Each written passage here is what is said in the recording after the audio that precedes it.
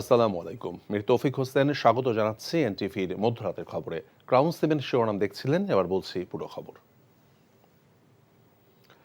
প্রধানমন্ত্রী শেখ হাসিনা বলেছেন, বিএনপি এবং জামাত শিবির একসাথে দেশের সাম্প্রতিক সহিংসতা ঘটিয়েছে। এবার আর সহজে ছাড় দেওয়া হবে না বলেও হুঁশিয়ারি করেন সরকার প্রধান। সোমবার বিকেলে প্রধানমন্ত্রীর কার্যালয়ে ব্যবসায়ী প্রতিনিধিদের সঙ্গে মত বিনিময়কালে তিনি এসব কথা বলেন।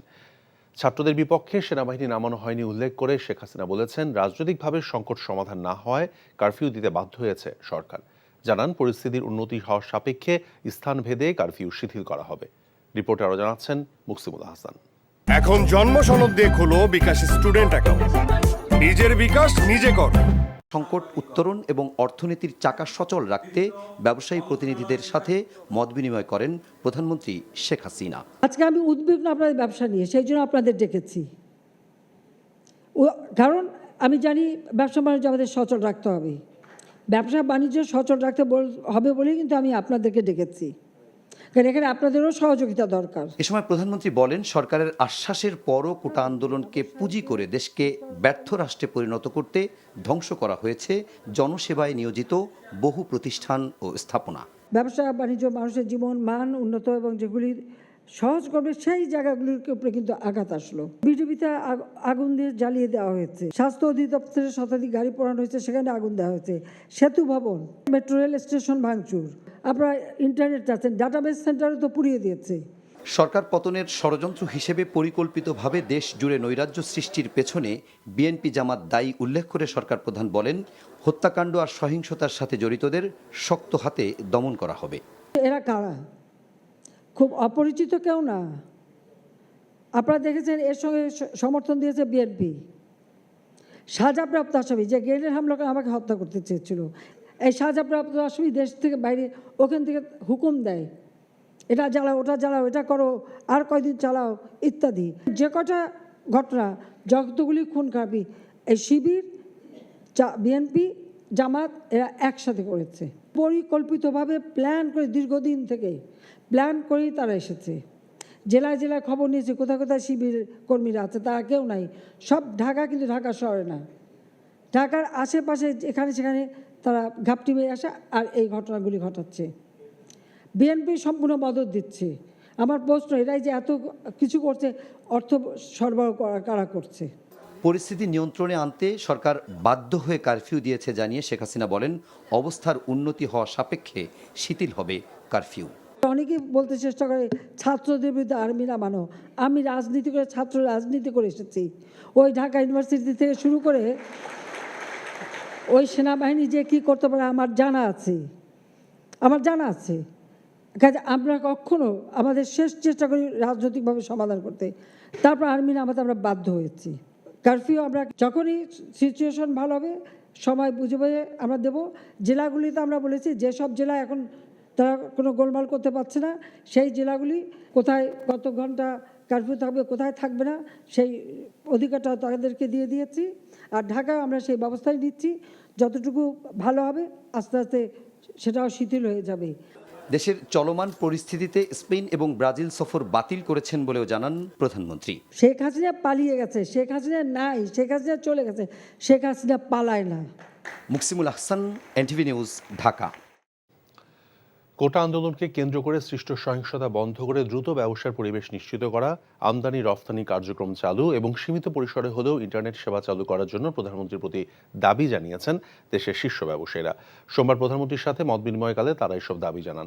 একই সাথে গত কয়েকদিনে দেশ জুড়ে যে ধ্বংসযজ্ঞ চালানো হয়েছে তার নিন্দা জানিয়ে এর সাথে জড়িতদের বিচারের দাবি জানিয়েছেন ব্যবসায়ীরা। নজরানা চৌধুরীর রিপোর্ট। এখন জন্ম সনদ দিয়ে খোলো বিকাশ স্টুডেন্ট অ্যাকাউন্ট। নিজের বিকাশ নিজে কর। সোমবার বিকেলে প্রধানমন্ত্রীর তেজগাঁও কার্যালয়ে দেশের শীর্ষ ব্যবসায়ীদের সাথে প্রধানমন্ত্রী শেখ হাসিনার মতবিনিময় অনুষ্ঠানে তারা এসব সহিংসতার নিন্দা জানান। আপনার স্বার্থকে শক্তিশালী করা প্রত্যেকটা নাগরিকের দায়িত্ব। যারা আমার দেশকে পুড়িয়েছে তাদেরকে আপনি আইনের আওতায় আনুন। আগেও বিএনপি জামাত অনেক কিছু করেছে, জানি না কতদূর বিচার হয়েছে। তাদের যদি আজকে বিচার হতো তাহলে আজকে সাহস পেত না। আমার মনে হয় সেগুলি বিচারের আওতা আনেন। যে ধ্বংসলীলা চালালো এবং চালানো হয়েছে, এদের উদ্দেশ্যই ছিল এদেশের সম্পদ ধ্বংস করা। ব্যবসা বাণিজ্য কার্যক্রম সুষ্ঠুভাবে পরিচালনার জন্য অতীতে বর্তমান সরকারের নেয়া নানা উদ্যোগের কথা তুলে ধরেন ব্যবসায়ী নেতারা। এখনও এক ধরনের সংকট চলছে উল্লেখ করে এই সংকটে ব্যবসায়ীরা যেমন সরকারের পাশে থাকবে, তেমনি দেশের পরিস্থিতি উন্নতি করার মাধ্যমে দ্রুত ব্যবসার পরিবেশ সৃষ্টিরও দাবি জানান তারা। আমাদের যে ফ্যাক্টরিগুলি যদি আমরা চালু রাখতে পারি, তাহলে আমাদের যে শ্রমিকগুলি একটা সুশৃঙ্খল পরিবেশে আমাদের ফ্যাক্টরির ভিতরে থাকবে। কিন্তু এরা যদি ফ্যাক্টরি বন্ধ থাকে, তাহলে বাইরে যদি থাকে তাদেরকে বিভিন্নজন ইউজ করার জন্য বিভিন্নজন তাদেরকে নিয়ে যেতে পারে। আমরা যখন দেখি যে মেট্রো রেল নষ্ট হচ্ছে, এটা আমাদের বুকে লাগে। এটা হতে পারে না, আমরা এটার পাশে নাই। তো এখানে যারা এটা করেছেন তাদেরকে আপনারা আইনের কারাগারে নিয়ে আসেন, আপনারা ভালো তদন্ত করেন। এবং একটা জিনিস বলতেই হবে যে এইটার আগে আমাদের যে ইন্টেলিজেন্স এতগুলো এজেন্সি আছে, তারা আমাদেরকে এইসব তথ্য দিয়েছে কিনা, আপনাকে কেন ওই তথ্যগুলো দেওয়া হলো না, এইটা আমরা জানতে চাই। সারাদিন আপনারা মিলিটারি কর্ডন দিয়ে আমাদেরকে ট্রান্সপোর্ট ঢাকা এবং চিটাগং রাস্তা রিলিঙ্ক না করলে আমরা বাঁচবো না। মাননীয় প্রধানমন্ত্রী, আমাদের কিছু থাকবে না। আমাদের যারা প্রতিদ্বন্দ্বী দেশ, আমাদের এক একটা ক্রেতাকে 5টা করে ইমেল পাঠাচ্ছে যে বাংলাদেশ থেকে আর মাল নেওয়া যাবে না। এটা আমাদেরকে ক্ষতি করছে অনেক দূরের জন্য। আজকে থেকে আপনারা সীমিত পরিমাণে শুধু ইমেল চালু করে দেন, এটা পারবো, নিশ্চয়ই আমরা পারবো। অর্থনৈতিক কর্মকাণ্ড দ্রুত শুরু না করা গেলে কর্মসংস্থান ও রপ্তানি কার্যক্রম মুখ থুবড়ে পড়বে বলেও জানান ব্যবসায়ী নেতারা। Nazrana Chowdhury, NTV news, Dhaka. BNP মহাসচিব মির্জা ফখরুল ইসলাম আলমগীর বলেছেন, কোটা আন্দোলনকে কেন্দ্র করে বিএনপি নেতাকর্মীদের গ্রেফতার এবং তাদের বাসায় পুলিশি তল্লাশি চালানো হচ্ছে। এই ঘটনায় গভীর উদ্বেগ প্রকাশ করেছেন তিনি।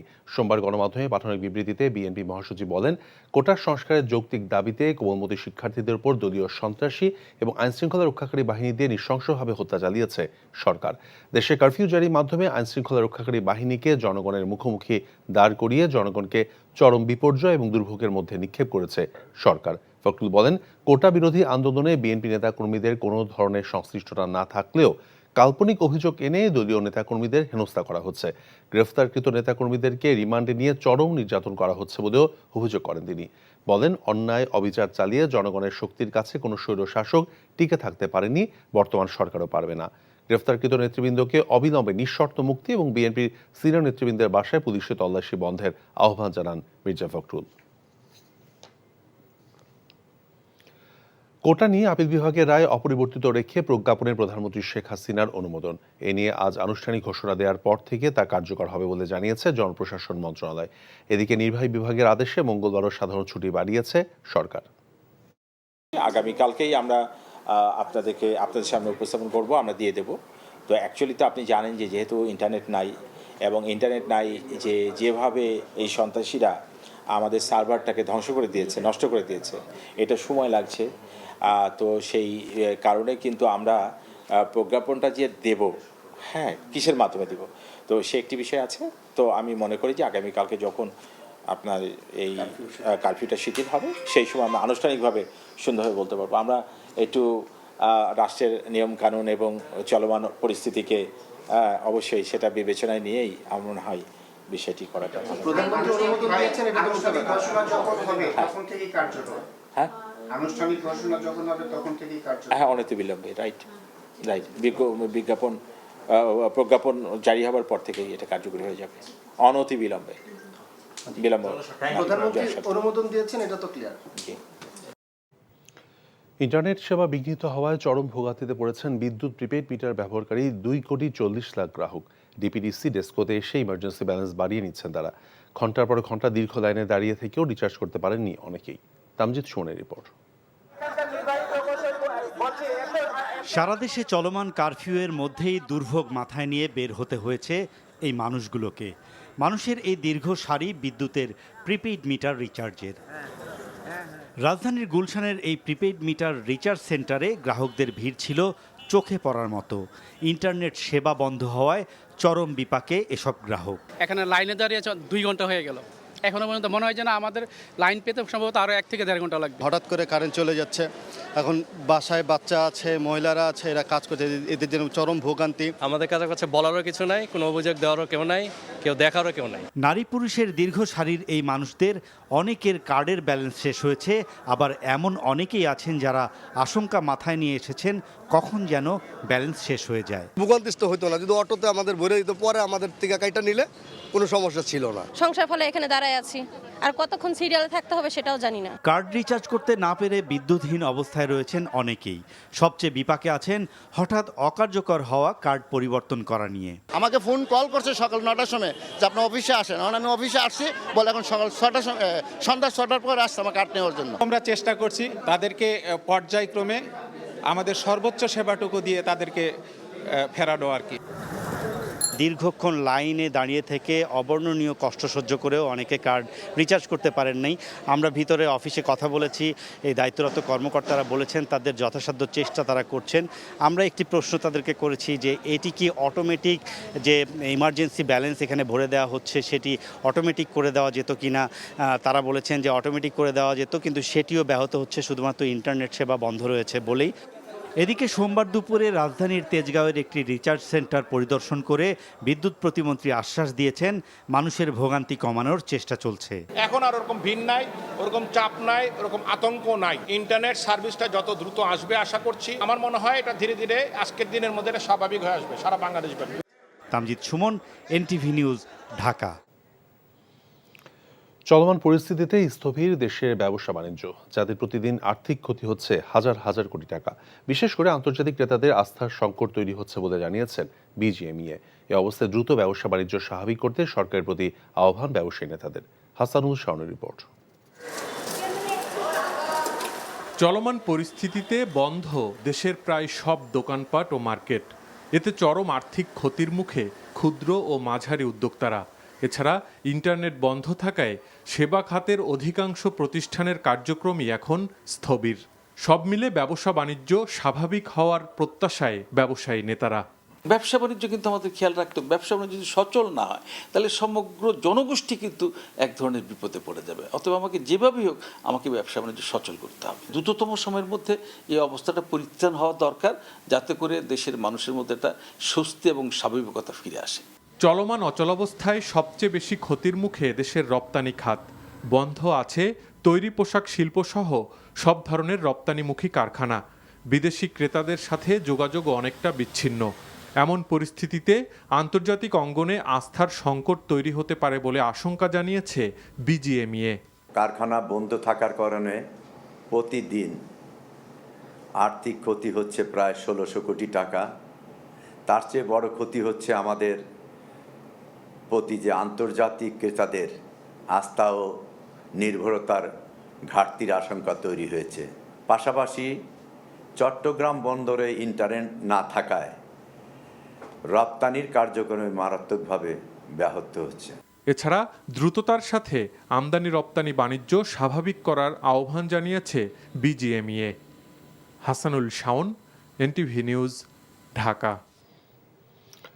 আন্তর্জাতিক সার্ভার জটিলতা আর দেশীয় ইন্টারনেট বিড়ম্বনায় বাতিল হওয়া 11টি ফ্লাইটের যাত্রীদের বিদেশে কাজে ফেরা নিয়ে অনিশ্চয়তা দেখা দিয়েছে। সহস্রাধিক যাত্রী এখনও টিকিট পাননি। কিছুদিনের মধ্যে তাদের বেশিরভাগের ভিসার মেয়াদ শেষ হবে। নিয়ামুল আজিজ সাদিকের রিপোর্ট। দুদিন আগে সৌদি আরবে কাজে ফেরার কথা থাকলেও এখনও এজেন্সি, এয়ারপোর্ট সহ দাঁড়ে দাঁড়ে ঘুরে ফিরছেন প্রবাসী বাংলাদেশিরা। বাতিল হওয়া টিকিট নিয়ে কোনো সদুত্তর নেই এজেন্সির। আজকে আমার ভিসার মেয়াদটা শেষ, বাস আমি কালকেও আসছিলাম, আসার পর আমার নাম্বারটা রেখে আমাকে বলছে যে চলে যান, আমরা ফোন করব। তারপর আমার ফোন আসছে না, আমাকে শুধু মোবাইল নাম্বার রাখছে, রেখে বলছে যে আমাকে পরে ফোন দিয়ে জানানো হবে। তারা কোনো ফিক্স ডেট দিচ্ছে না। এখন আমরা যে এই এয়ারপোর্টে এসে যে ভোগান্তিটায় পড়ছি, আমরা কোথায় হোটেলে থাকবো, কোথায় খাবো, এমন দুশ্চিন্তা নিয়ে শূন্য হাতে ফিরে যাচ্ছেন প্রবাসীরা। ফ্লাইট বাতিল হওয়ায় আবাসন, খাবার আর যাতায়াত খরচ বেড়েছে অনেক। 3000 টাকা উনার খরচ হয়েছে, তো এখানে হাজি ক্যাম্পে ছিল। সারাদিন ধরে বসে রয়েছি, খাওয়া দাওয়ার কোনো ব্যবস্থা নাই। হাজি ক্যাম্পে থাকছি, একজন লোক থেকে যদি আমার কাছ থেকে 1800 টাকা রুম ভাড়া নিছে।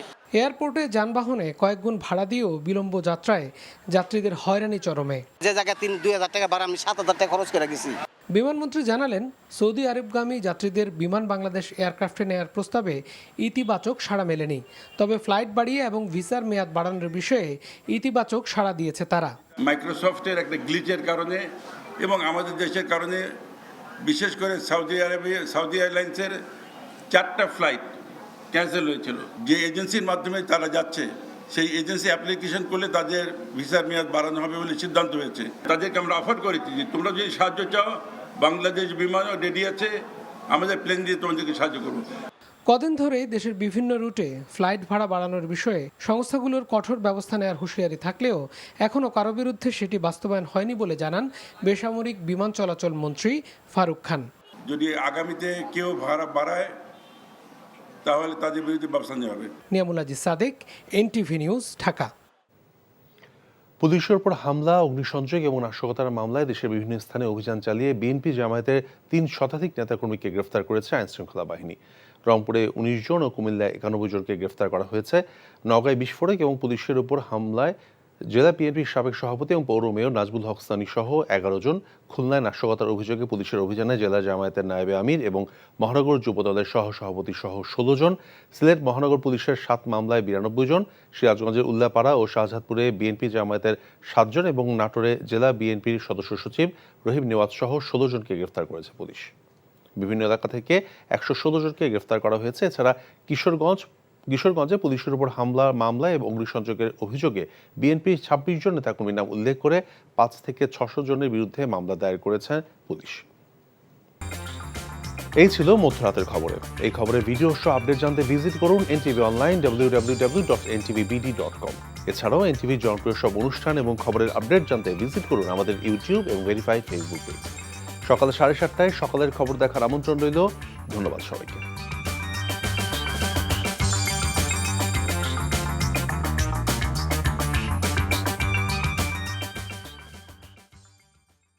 এখন জন্ম সনদ দিয়ে খোলো বিকাশ স্টুডেন্ট অ্যাকাউন্ট। নিজের বিকাশ নিজে কর।